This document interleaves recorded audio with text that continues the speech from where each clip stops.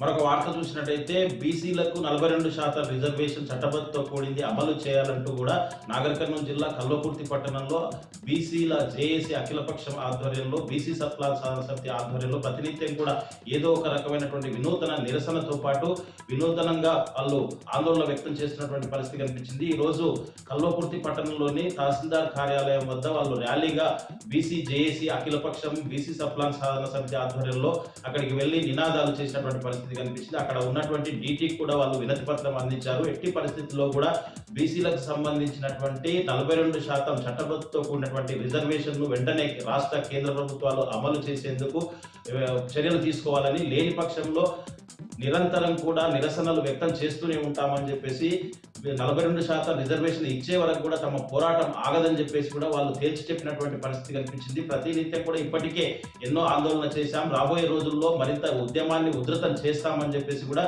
BC అఖిలపక్ష నేతలు ప్రభుత్వాలను హెచ్చరించినటువంటి పరిస్థితి కల్వకుర్తిలో కనిపించింది.